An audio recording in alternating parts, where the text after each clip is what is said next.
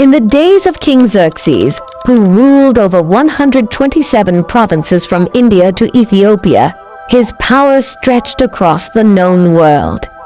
From his throne in Susa, he reigned with absolute authority.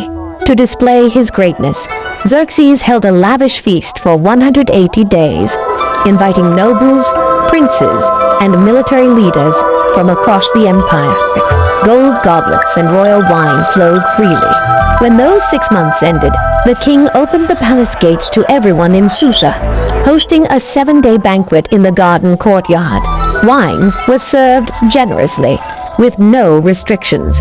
Meanwhile, Queen Vashti hosted a separate feast for the women inside the palace. But on the 7th day, when the king was merry with wine, he made a prideful demand that Queen Vashti be brought before the guests wearing her royal crown, so they could admire her beauty.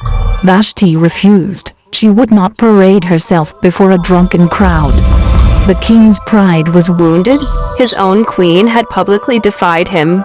Enraged and humiliated, Xerxes turned to his wise men. One advisor, Memucan, warned that her defiance would spread.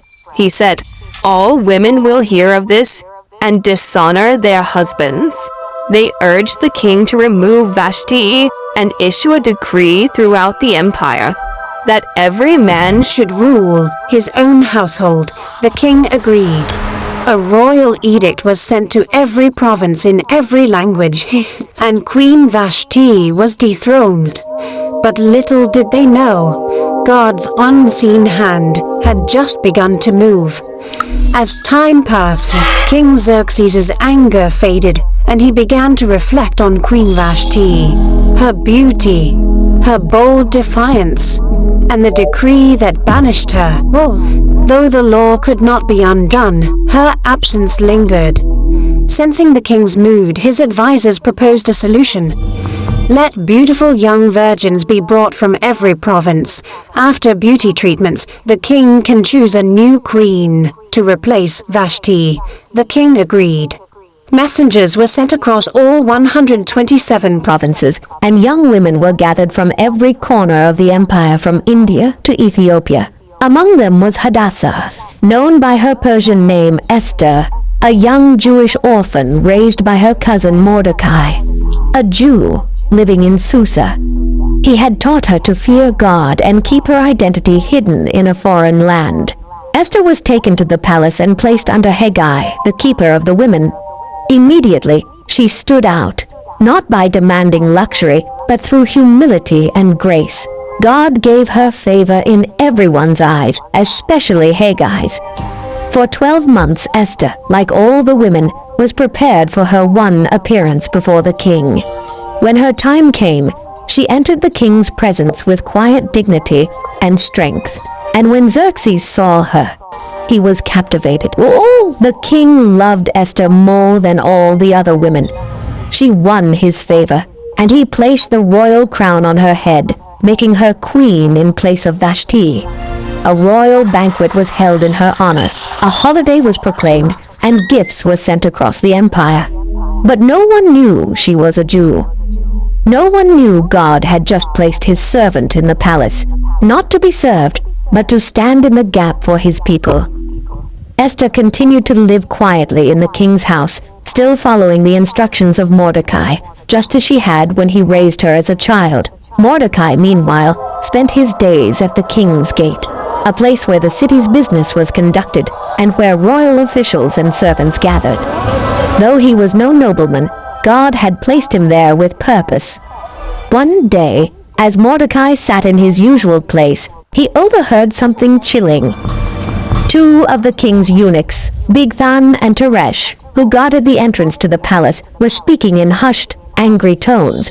Their voices low but full of resentment, they plotted to assassinate King Xerxes. What they intended was treason, the murder of the most powerful man in the world. Mordecai didn't hesitate. He sent word immediately to Queen Esther, who now had direct access to the king. Esther relayed the warning to Xerxes, clearly stating that the information came from Mordecai. An investigation was launched. The matter was examined thoroughly, and the truth was uncovered. The two guards were guilty. They had indeed conspired against the king, and by Persian law, the punishment for such betrayal was swift and brutal. They were hanged on the gallows. The king's life was spared, but the moment passed without fanfare. Mordecai's role in exposing the plot was recorded in the Book of the Chronicles, a royal record of significant events kept in the king's presence, but strangely, no reward was given, no public honor, no recognition, no title, just a name in a book, quietly inked into the records of the empire. King Xerxes promoted Haman the Agagite to the highest rank among his officials. All were ordered to bow to him, but Mordecai refused. Day after day, Haman saw his defiance and burned with anger. When he learned that Mordecai was a Jew, Haman's hatred grew deeper. He didn't just want to punish Mordecai, he wanted to destroy all Jews throughout the empire. Haman cast lots, Purim, to choose the day. Then he approached the king with deceitful words. There is a certain people scattered through your provinces. They live differently and don't follow your laws. It's not in your interest to tolerate them. The king agreed, giving Haman his signet ring. A royal decree was sent to all 127 provinces. On the 13th day of the 12th month, every Jew, young and old, was to be killed. As the couriers spread the message, Susa fell into confusion. Mourning broke out among the Jews. When Mordecai learned of the decree, he tore his clothes, put on sackcloth and ashes, and wept bitterly in the streets of Susa. Across the empire, Jews fasted, mourned, and cried out as their destruction had been sealed. When Esther heard Mordecai was in mourning, she sent a messenger to him to find out why. Through the messenger, Mordecai urged her to go before the king and plead for her people. But Esther was afraid. She replied, "No one may approach the king without being summoned. The penalty is death, unless he holds out the golden scepter. And I haven't been called for 30 days. Mordecai's answer to the messenger was bold. "Do not think you will escape in the palace. If you stay silent, deliverance will come from somewhere else, but you and your family will perish. And who knows? Perhaps you were made queen for such a time as this." Esther's fear gave way to faith. She replied, "Go, gather all the Jews in Susa, fast for me for 3 days.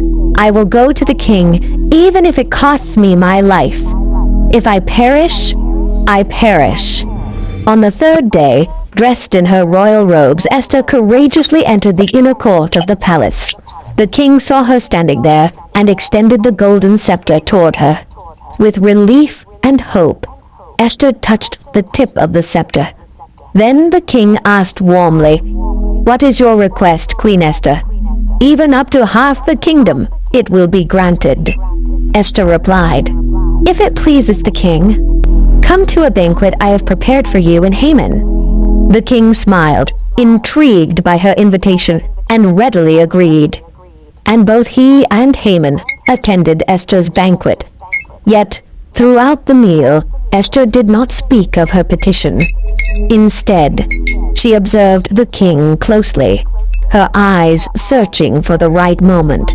Before the meal ended, Esther extended another invitation. "Please come again tomorrow, and then I will share my true request." The king's interest deepened, and Haman's curiosity grew, both eager and uncertain about what Esther's plea might be. That night King Xerxes lay awake, restless and troubled. Nothing could soothe his mind, not the royal wine, nor the comforts of his palace. Desperate for distraction, he ordered his servants to bring the Book of the Chronicles, the official record of the kingdom's events. As the scribes read, the king's eyes caught a long-forgotten entry. Mordecai's name. The record told how Mordecai had uncovered a plot against the king's life,